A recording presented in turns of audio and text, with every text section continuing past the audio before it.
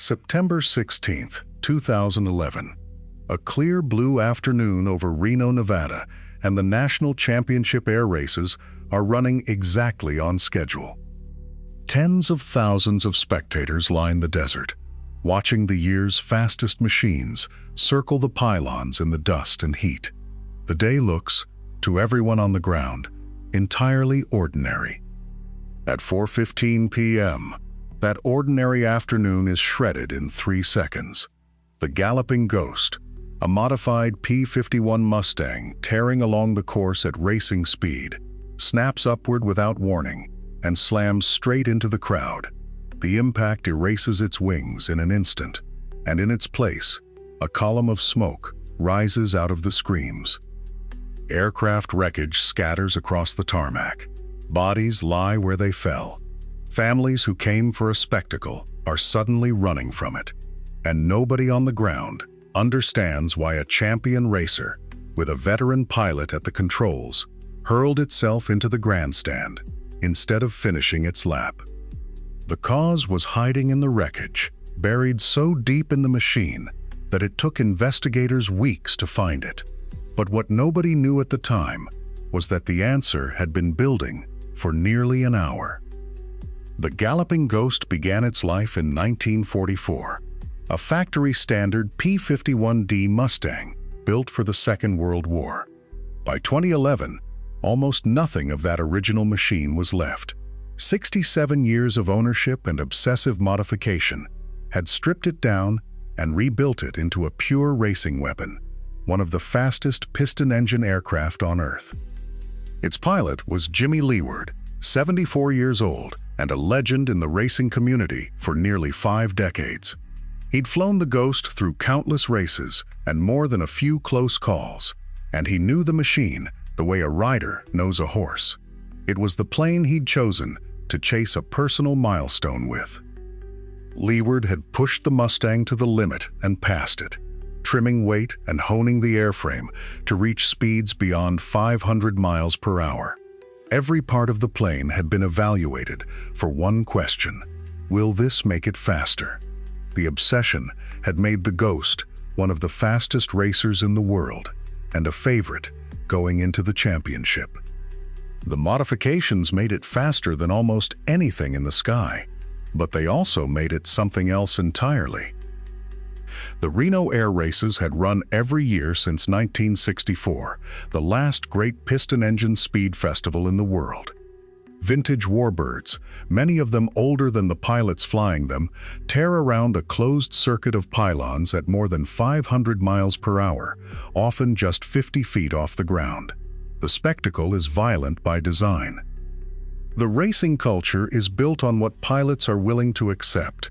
Every year they climb into surviving machines of war and fly them flat out, inches from the desert and each other, in pursuit of trophy times. The crowd always came, thousands deep, to stand a few hundred feet from airplanes, doing what fighter pilots once did in combat. This proximity was part of the draw. The rules put the grandstands close enough that spectators can feel the prop wash and smell the fuel, an intimacy that defined the event since its founding. Flying machines make for a thrilling show, and for almost half a century, the risk stayed on the air side of the fence. The races had always walked the line between spectacle and disaster, and that line was thinner than anyone admitted. September 16, 2011, dawned over the Nevada desert the way the race calendar seemed to demand. Cloudless sky, a light breeze, temperatures climbing toward a warm 80 degrees. By mid-morning, the grandstands held thousands, families claiming the box seats nearest the course, kids with earmuffs crammed against their parents' shoulders, everyone saving their voices for the speed. Jimmy Leeward arrived early, at ease in the paddock, trading jokes with his crew as they ran the pre-flight on his P-51 Mustang. The checks came back clean, the fuel topped off, the race schedule ticking forward in front of him. Nothing in that routine morning suggested the afternoon would swerve off its rails. But the airframe carried a problem that had already begun in the background, a fault not yet loud enough to announce itself, dormant in the lift and the load as the ground crew signed off. By the time Leeward taxied to the starting line, the clock had already started on something irreversible. The unlimited gold race was the day's anchor, the fastest class the sport had, and 9 of these warbirds lined up 3 abreast, props tearing the air into a coordinated roar. Leeward sat mid-pack in the Galloping Ghost, his old Mustang wearing every horsepower its build could squeeze out. At 4:13, the flag dropped, and the formation broke apart in a surge of sound. The first 2 laps ran clean and furious, speeds reeling past 480 miles an hour. Wings clipped close over the pylons as the pack tightened and separated in rhythm. To the stands, it looked like any other heat, the same blur of metal and dust and noise. Leeward's hand was steady on the controls, his line true, nothing about the run signaling what was building inside the structure beneath him. On lap 3, something changed in the cockpit, something Leeward had no time to understand. At 4:15 and 14 seconds, the Galloping Ghost's nose snapped upward into a near vertical climb, 300 feet of altitude gained in 2 flat seconds, the airframe suddenly obeying a command no pilot had given. Then it rolled inverted, and the descent began straight down at better than 500 miles an hour, aimed at the row of box seats. The impact came at 4:15:17, 3 seconds between the first wrong movement and the moment the aircraft met the ground, 3 seconds in which spectators had time to register what they were seeing, but not to run. The crash threw a fireball over the grandstand area, debris and fuel and wreckage scattering across the seats and the dirt. For a stretch of seconds, the noise stopped meaning anything, replaced by the hollow beat of people moving and the first screams cutting through. The smoke was still rising when the first responders realized the scale of what had just happened. The aircraft hit the ground directly in front of the box seats, a section packed wall to wall with spectators who had paid for the closest view of the race. The impact zone stretched 200 feet wide, and in that space, the fireball consumed everything it touched. Metal fragments, burning fuel, and debris tore through the crowd in every direction. Within seconds, the grandstand emptied into a chaos of scrambling bodies and running medics. The air turned thick with fuel smoke and the smell of hot metal, and people who had been cheering moments earlier were now carrying each other toward the gates. The first responders stepped into a scene where the ground itself had become impossible to read. In the first 60 seconds, nobody knew how many people had been sitting in that section. When the count finally settled, 11 people were dead, including pilot Jimmy Leeward, who had been thrown from the cockpit on impact. 69 others were injured, many of them critically, with burns, shrapnel wounds, and traumatic amputations. The youngest victim was a child, and some families lost more than one member in that single pass. Crews rushed the living to hospitals across Reno, emergency rooms filling within minutes, while the morgue prepared for bodies that would arrive with identifications still unknown. For some of the injured, the ride to the hospital was the first moment they learned what had happened to them. For others, there was no ride at all. The survivors would spend years trying to explain what 3 seconds felt like. Out on the tarmac, thousands fled the grandstands, while emergency vehicles flooded the ramp, their lights competing with the still rising smoke. Helicopters lifted the critically injured toward hospitals, their rotors beating low over a crowd that had gone quiet. The races were halted on the spot, and the FAA grounded every aircraft still on the field. The crash site went into lockdown within hours, cordoned off and placed under armed guard. Federal investigators arrived before the last stretcher left the ground, moving through wreckage that was still warm to the touch. They marked, photographed, and bagged fragments, building an evidence trail one piece at a time. Even as the injured were still being counted, investigators were looking at something in the wreckage that didn't make sense. The Galloping Ghost carried no flight data recorder. Race planes aren't required to, and nobody on that crew had ever fitted one. When it came down, every instrument that might have told the story went with it. So the evidence would come from somewhere else. Dozens of spectators had been filming the race, phones and cameras up, capturing the same few seconds from countless angles. The FBI moved through the crowd that same afternoon and seized every card, every drive, every phone that had recorded the gold race. Frame by frame, the videos revealed something the naked eye had missed entirely. Within 24 hours, the National Transportation Safety Board took control. Lead investigator Howard Plagans walked the debris field with his team, and even from a distance, the picture was grim. The wreckage trail stretched roughly 400 feet. They cordoned it off and began the slow, deliberate work of mapping where every piece had come to rest. The fuselage and the engine got the first close look, though what remained of them offered no easy answers. Metal torn that way rarely tells a story in a rush. 3 days into the investigation, a technician found a piece of metal that should never have separated. It was a trim tab, a small hinged surface on the elevator that lets a pilot fine-tune pitch without constant pressure on the stick. Place it once, and it holds the nose where you want it, so you can fly hour after hour without fighting the controls. On the Galloping Ghost, the left side trim tab had come away completely, gone before the airplane ever reached the ground. At racing speed, that component isn't a nicety. It's what keeps the aircraft stable in the air. Losing that tab at 500 miles per hour would have been like losing the steering wheel on a highway, except there was no road. The instant that tab failed, the elevator lost its balance in the slipstream and slammed up against the onrushing air. The nose came up so hard and so fast that the G-forces blew straight past the airplane's own 9G accelerometer. It bottomed out, went dark. Jimmy Leeward was pinned to his seat, drag wedged so deep he couldn't lift an arm, couldn't reach the stick in front of him. The Galloping Ghost climbed roughly 300 feet in under 2 seconds, bleeding off its 500 miles per hour until the wings could no longer hold the air. It entered an aerodynamic stall at the top of that climb. What happens in the next few seconds depends entirely on what was happening to the man inside, and the only witness was bolted to the canopy rail above his head. The cockpit camera, recovered shattered but partially intact, recorded something investigators weren't prepared to see. The footage picked up where the telemetry went dark.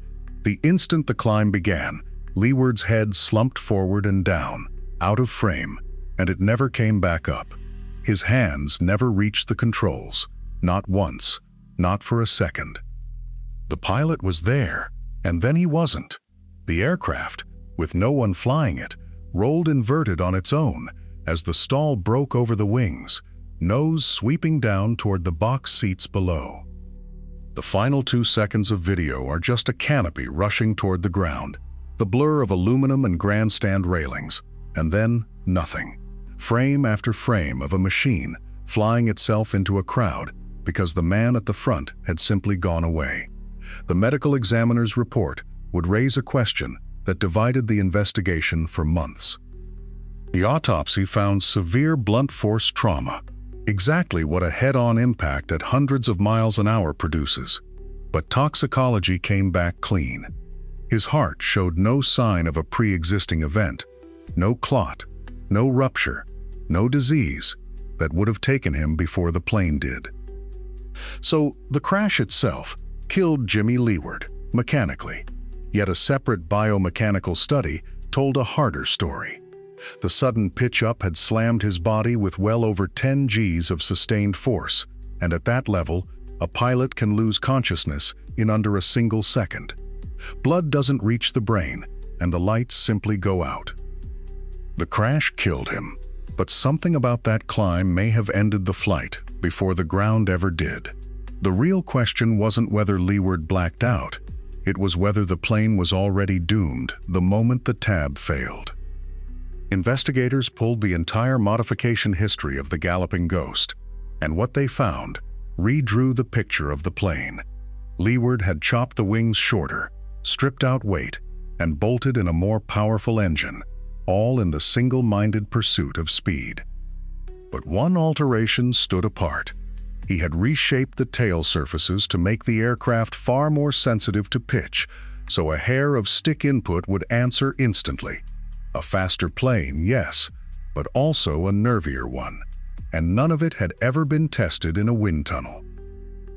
Every change on the Ghost was a gamble, built on airspeed and feel instead of data, and it was that pitch sensitivity that would transform a small mechanical failure into a violent, unrecoverable climb. The trim tab had been held on by a single row of screws, and those screws had been failing for weeks.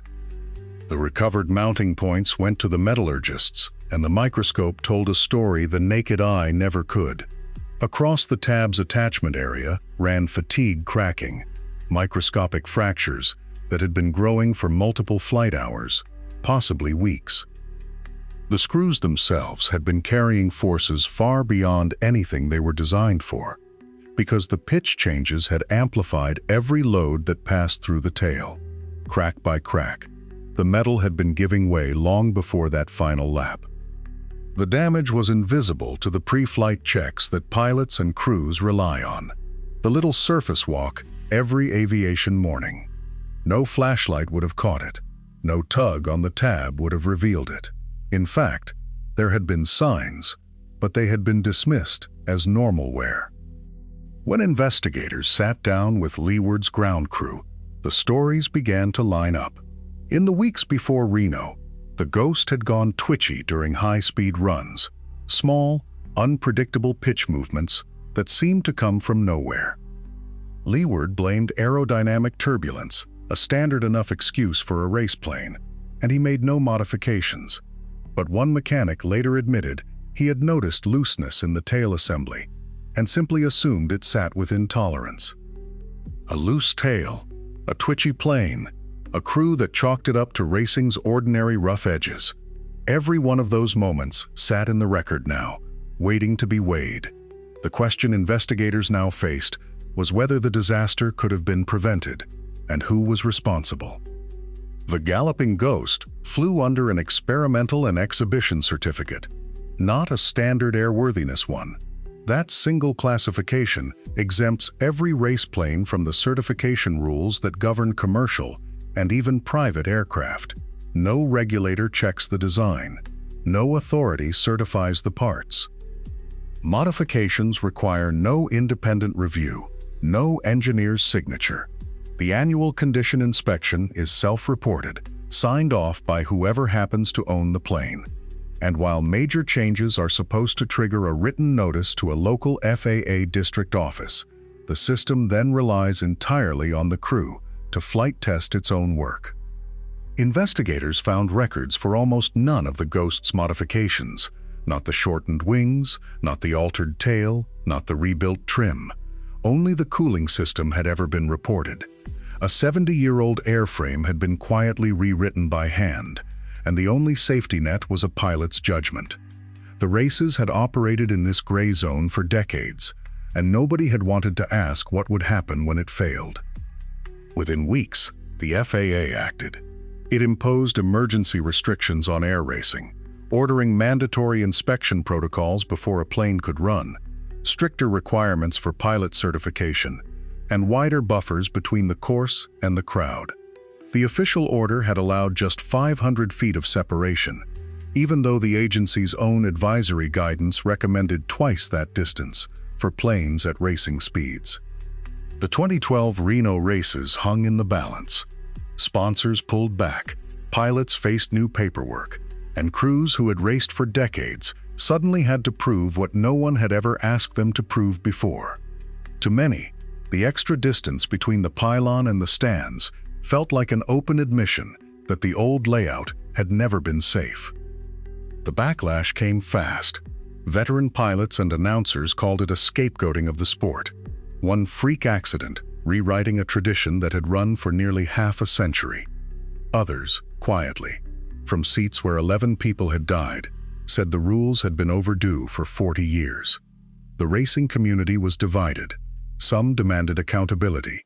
Others insisted the risks were always known. The first lawsuit landed within weeks of the memorial service.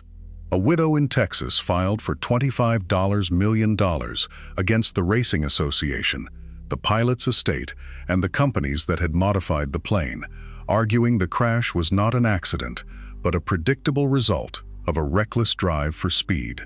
Scores of others followed, until more than 50 claims sat against the same defendants.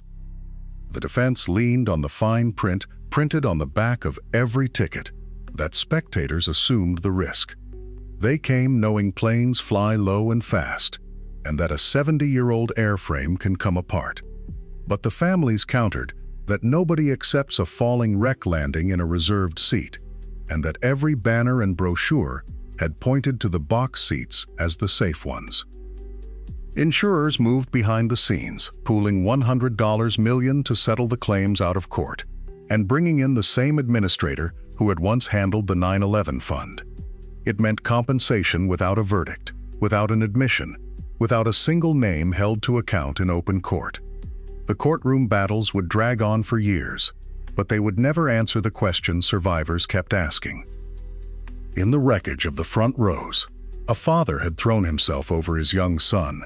He survived. Both of his legs did not. His son walked away with cuts that would heal in weeks.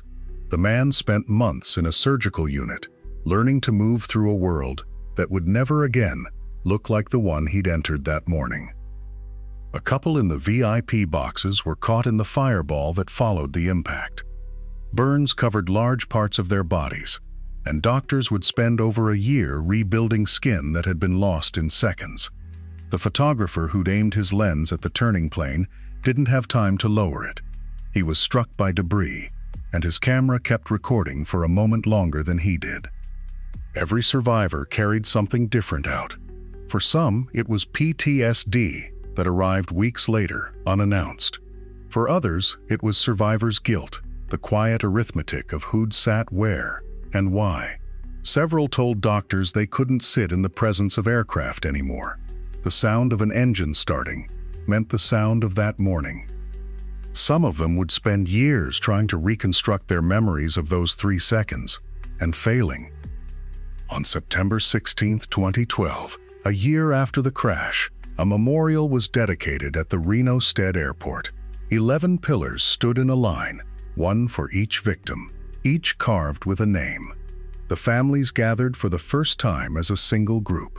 Many of them had never met until that morning, and they found one another by finding the names. The ceremony was plain and unhurried.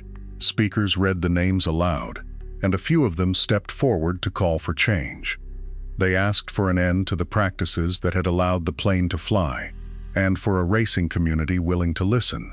But even as they spoke, the future of the air races hung unspoken in the air above them. People left the field not knowing if they'd ever stand on it again. The organizers had made no promises, and the families had made no requests beyond the names being said out loud. The pillars stood against the desert sky, and everyone understood what they marked. The question wasn't whether the races could come back, it was whether they should. In July 2012, the NTSB released its final report. The probable cause was the trim tab separating from the tail, driven by a fatigue failure of the mounting screws. That failure was hastened by aerodynamic loads from modifications that had never been analyzed for their effect on flutter and structural stress. The plane was pulling more than 5 Gs when the part let go. The report listed contributing factors as well. The inspections hadn't caught the cracks, and the oversight around the racing community had left room for the planes to be pushed past what anyone had validated. The board finished with 23 safety recommendations, from stronger inspection of fasteners to closer scrutiny of how racing aircraft are modified and flown.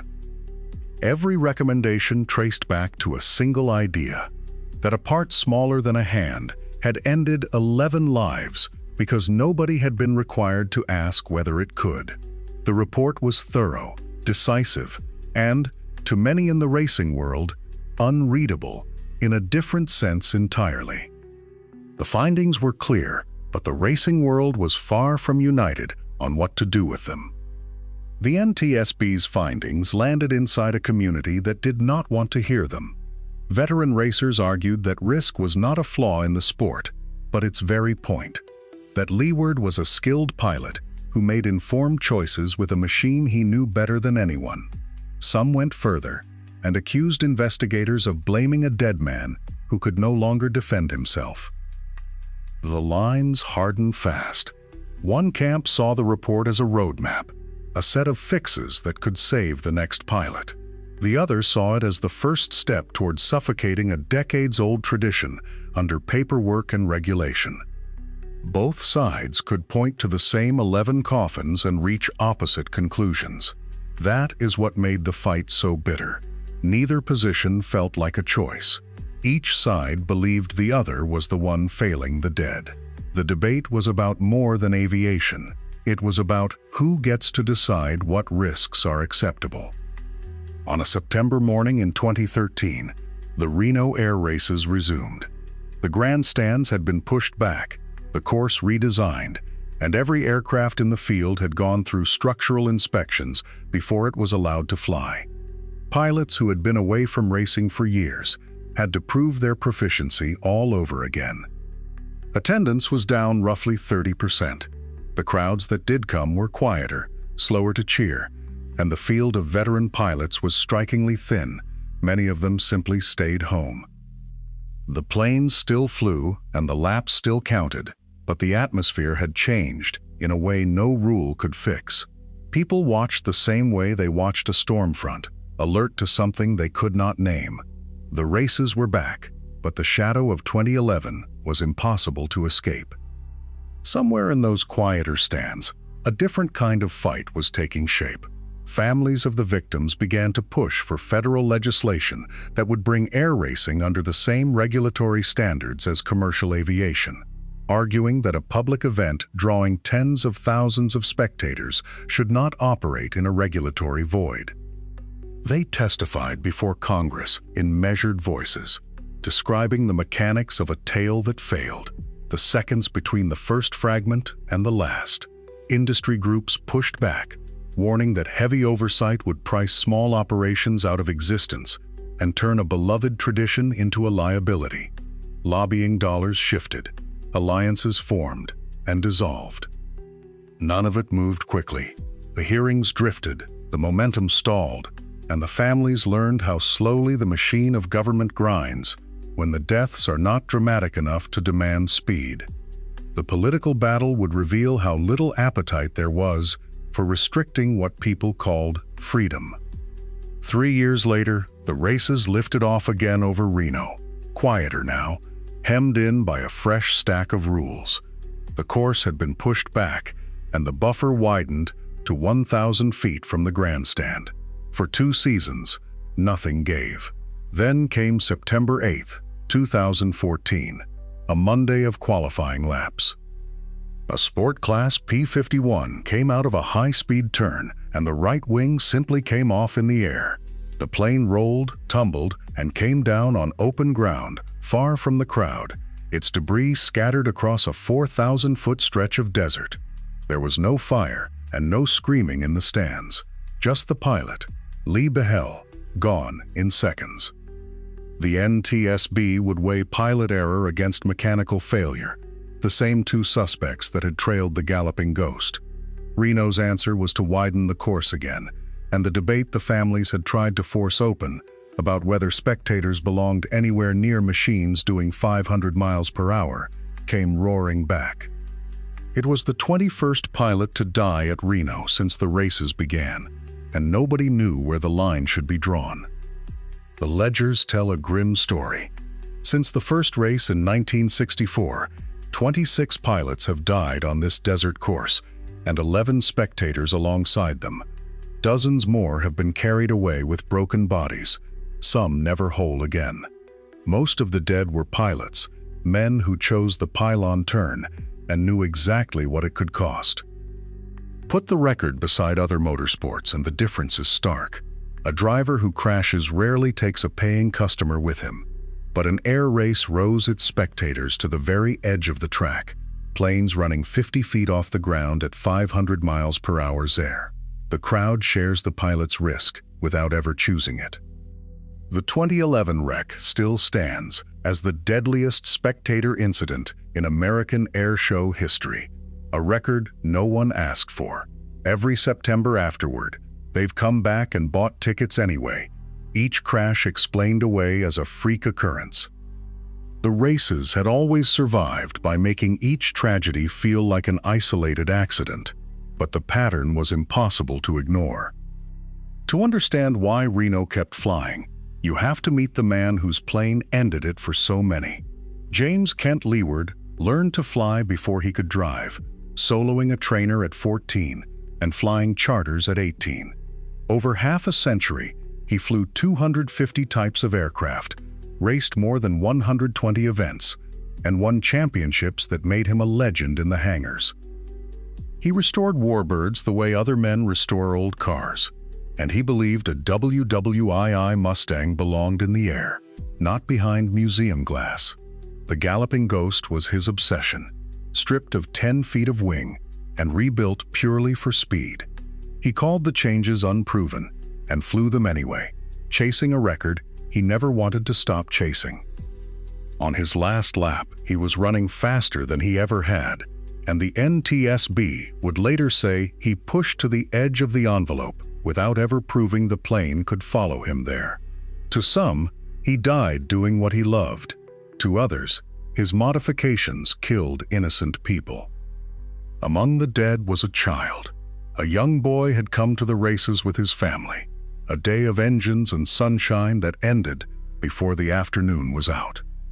When the plane came down, so did his whole world, and the family made a choice few could have made in their shoes. They spoke publicly, on camera, in front of reporters, about what it cost them. They did not ask for pity. They asked for change, for barriers and distances, and rules that would mean no other family sat where they had sat. Their grief became a demand, aimed straight at the racing world. The loss of a child forced a question nobody wanted to answer. What is entertainment worth? A photographer was set up near the impact zone when the Galloping Ghost made its final pass. His shutter kept moving through the climb, the roll, the dive, the fireball. Frame by frame, the whole disaster sat in his files. His images became the backbone of the NTSB's investigation, but he also released some of them to the public, and that decision split people down the middle. One side called it journalism. The other called it profiteering. From a day people were trying to forget. The camera had done its job, and that was exactly the problem. The images documented the disaster with clinical precision, but they also captured something nobody should have to see. In 2014, 2 years after the crash, pieces of the plane went up for auction. Parts of the Galloping Ghost, twisted metal from a day that took 11 lives, sold to collectors who wanted a piece of the story. The families of the victims watched it happen. To them, every bid was someone making money off a grave. A legal fight broke out over who even owned the wreckage, the same old question of rights versus decency. The memorabilia market had an answer, and it was a price tag. The wreckage became a symbol of everything wrong with how the racing world processed the disaster. So aerospace engineers built a computer simulation. They fed it the NTSB data, the eyewitness footage, and the wreckage analysis, and rebuilt the final seconds of the flight frame by frame. It confirmed what the physical evidence had suggested. When the trim tab separated, the aerodynamics changed so completely that Leeward lost control instantly. There was no recovery window, no maneuver, no strength that could have saved him. The simulation found its way into litigation, where lawyers used it to reconstruct a death that happened faster than the human eye could follow. It turned a blur of fire and debris into a timeline measured in milliseconds. The simulation proved what happened. But proving it could have been prevented was something else entirely. In 2015, a former Reno Air Racing Association official came forward. Anonymously, the allegations were that the organization had repeatedly ignored safety concerns from its own inspectors. The claims painted the association as a group that downplayed risks to protect sponsorships and attendance, that a culture of quiet compromise had built up around every jet, every prop, every screaming lap. The association denied it, publicly and firmly, but the anonymity of the accuser meant the claims could never be tested face-to-face, never verified, and never put to rest. The accusations suggested the disaster wasn't just a mechanical failure, it was a system that had chosen profit over safety. The financial fallout hit first where money mattered most. After 2011, insurers raised premiums for air racing events by multiples, or simply refused coverage outright. But smaller races across the country shut down one by one. They couldn't find an underwriter willing to bet on aircraft that flew a few feet above a crowd at 500 miles per hour. Reno survived, but only by a strange workaround. The organizers formed a captive insurance pool, a self-funded arrangement where the racing community insured itself against its own worst day. The economics of racing were collapsing, but the culture refused to admit the sport was dying. Among the racers themselves, the crash split the community along generational lines. The men who had flown these machines for decades saw the Reno tradition as sacred, resistance to rules as part of the heritage. The younger pilots watched the same videos and read the same NTSB documents, and they arrived at a different conclusion. A 1940s airframe pushing past 500 miles an hour on a course measured in feet was not history coming alive. It was a gamble dressed up as tribute. To question the modifications was to question the men who had made them, and in the tight circle of warbird racing, that felt close to betrayal. Yet even the loyalists struggled to look at a Mustang the same way, knowing what a single trimmed tab could do. Somewhere between reverence for what these planes had survived in war and honesty about what they could no longer survive in peacetime, the old guard and the new could not find common ground. The sport's identity was built on nostalgia, but nostalgia doesn't prevent metal fatigue. In the months after the crash, the engineering reports arrived, and they read less like diagnoses than like warnings ignored.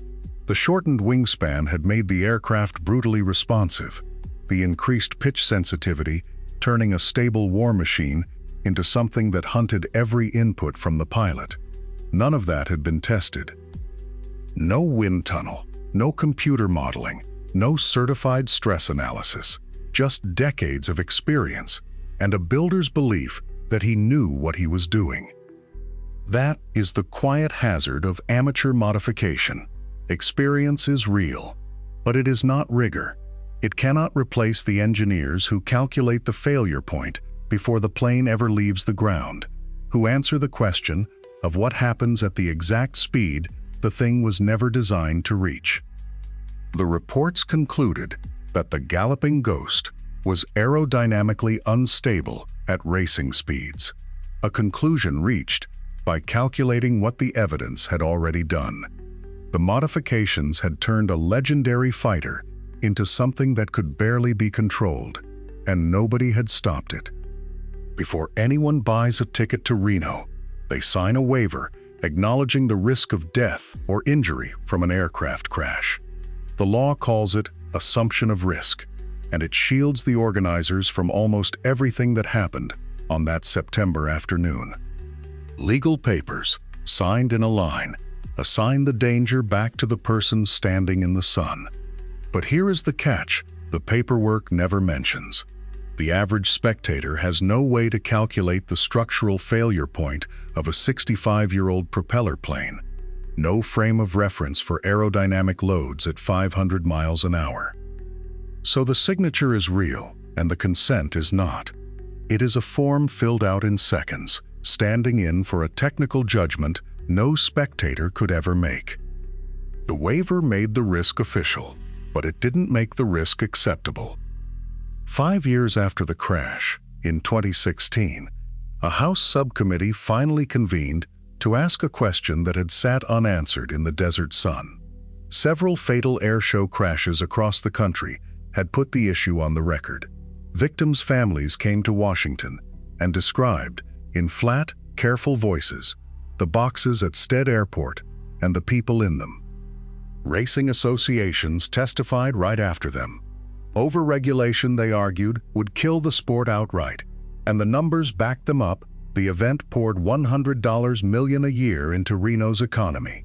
The committee listened to experts weigh modified aircraft against spectator sightlines, and the room settled into a familiar shape. The hearings produced speeches and outrage, but no actual change. In the summer of 2020, the pandemic shut down an event that had run almost without interruption since 1964. Only one other year had been lost, 2001, and that was a grounding of all aircraft, not a choice. This cancellation was a decision made over a phone call, and the CEO called it painful, while the COO talked long-term viability and, bluntly, about survivability. The association lost 80% of its revenue from March to June. No tickets, no sponsors, no concessions, no crowd at all. They streamed old footage to keep the September family watching, and the empty runways sat in the sun, while wildfire smoke that would have forced a late cancellation drifted over the course anyway. When the races finally returned in 2021, the crowds were smaller, and the silence around 2011 was louder than ever. On September 16, 2021, survivors and the families of the dead came back to Reno for the 10th anniversary. A private ceremony was held at the crash site, on the ground where the box seats had stood. Names were read, one for each of the 11, and a moment of silence held where Leeward's Mustang had come down at 530 miles per hour. For many there, the decade had changed almost nothing. The course had been redesigned, the buffer pushed to 1,000 feet, but the same waiver still stood between spectators and what they could not judge. Some families had grown tired of asking, and their testimony carried the weight of 10 years of waiting for an answer. The Racing Association acknowledged the loss of its own. What it did not do was acknowledge responsibility. 10 years later, the question remained, had anything been learned, or had the sport just waited for people to forget? April 2022, the Reno Air Racing Association announced that the 2023 races would be the last held at Reno Stead Airport. The reasons given were familiar by now: financial pressure, declining attendance, and the impossibility of securing insurance and permits. The wording was careful, studiously vague. This was the final event at Reno Stead, it said. Not necessarily the final event, full stop. For 60 years, the planes had flown over that high desert runway, past the mountains, past the ghost of Tween 11. Somewhere in that announcement was a door left ajar, a suggestion that the races might simply pick up and move. But every pilot who read it knew the math. No airfield, no underwriter, no eager host had materialized in a decade. The announcement was carefully worded, but everyone understood what it meant. September 2023. The crowds came one last time to Reno Stead, and they were smaller than the old days. The pylons stood in the desert, the same course, the same engines tearing the air. It all felt borrowed, held on sufferance. Veterans walked the flight line and talked about the end of an era. 59 years of air racing at this field, ending not with a crash or a scandal, but with a quiet, contractual exhale. Families had grown up under those planes. Children of racers became racers. The closing ceremony was restrained. No fireworks over the crash sites. No grand speeches about what had been lost. Just the last laps, the last engine notes fading over the sagebrush, and the flags coming down. Officials promised the spectacle would find a new home. Air racing would go on, they said, somewhere, somehow. The official story was that the races would continue elsewhere, but the truth was more complicated. What followed was a quiet, decade-long failure, condensed into months. The association shopped the races to airports across the West, and one after another, the doors closed. No airfield would take them. No insurance carrier would underwrite the risk. No local government would accept the liability. Every meeting ended the same way. The costs were real, and the benefits were abstract, and nobody wanted to be the official who said yes on paper. The runways stayed empty. The proposed 2024 date came and went without a line of aircraft. There would be no triumphant relocation, no fresh start in a friendlier county. The sport that had survived a day of horror, survived the lawsuits and the hearings and the years of scrutiny, simply stopped being affordable to anyone. The final insult was that nothing had prohibited it. No law, no regulation, no single decision had ended the races. The sport hadn't been killed by regulation, it had been killed by reality. In the years that followed, the debate moved out of the hangars and into the museums. On one side, pilots swore the planes only meant something when they flew. On the other, archivists argued that every takeoff was a gamble, with an artifact that could never be replaced. Proponents of museum preservation pointed to the airframe itself. 50,000 separate parts, most of them no longer manufactured anywhere on Earth. One hard landing, one gust misread, and that irreplaceable history comes apart in front of a crowd. Those who flew them answered with a simpler logic. A warbird in a climate-controlled hall was a monument to a machine. A warbird in the air was a reminder of what the men and women who built it were actually fighting for. Quietly, a new question began to circulate in the aviation history circles. Not whether the planes could still race, but whether anyone should take the risk again. The planes were built to fight, but now the fight was over whether they should fly at all.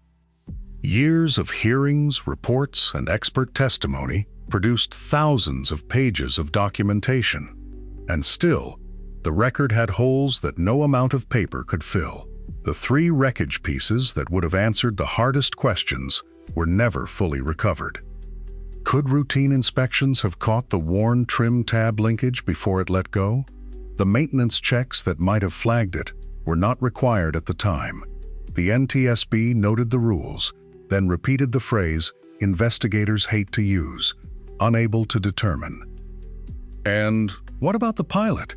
The sequence that ended in the pitch up remains stubbornly unclear. Whether Leeward ever knew what was happening to his plane, and whether he lost consciousness before the aircraft turned, is a question with no surviving witness. One theory, never officially endorsed, suggested the disaster was even more preventable than anyone admitted. Where the official record ran out, the internet filled the gap with certainty. The trim tab had been sabotaged, some insisted, by someone with a grudge against the race. Others were sure the pilot had a medical event the authorities quietly buried. The NTSB dismantled each claim in turn. No evidence of tampering, no hidden medical file, no accomplice with a wrench and a motive. The physical evidence was laid out, photographed, and explained, but the theories had already outrun the facts. It is a pattern that follows every high-profile disaster. When the official explanation is nuanced and full of uncertainty, a simpler story with a name attached becomes magnetic. Precision is easy to drown out when the alternative is so much cleaner. The conspiracy theories offered something the official report couldn't: a villain to blame. The moments after 4:24 p.m. on September 16, 2011, survive in dozens of handheld videos, uploaded within hours and still playing today. Aviation forums treat them like reference material, freezing every frame to trace the path of the P-51 as it broke apart mid-flip. An armchair investigation can rewind that day forever, without ever having been there. But the footage sits at an uneasy intersection. It is historical documentation, a teaching tool for anyone who wants to understand what happened. It is also 11 deaths played on loop, in living rooms, on phones, shared and reshared by people who did not know a single name on that flight line. Public trauma has become replayable content, and the debate over whether it should remain one click away has never really resolved. Some families have quietly asked for their loved ones' final moments to be pulled down. Whether any of those requests succeeded, the platforms have never said. The crash had become a case study, a cautionary tale, and for some, morbid entertainment. But for the families, it was still just 3 seconds that destroyed everything. Somewhere in an NTSB evidence facility sits a piece of metal about the size of a small door. It is the trim tab from the tail of the Galloping Ghost, recovered from the field where spectators had been standing. A mundane sheet of aluminum, tagged, catalogued, and stored. This is how aviation accident evidence works. Investigators preserve wreckage indefinitely, not just for the original probe, but for future research, new testing methods, and the possibility that a later investigation finds something the first one missed.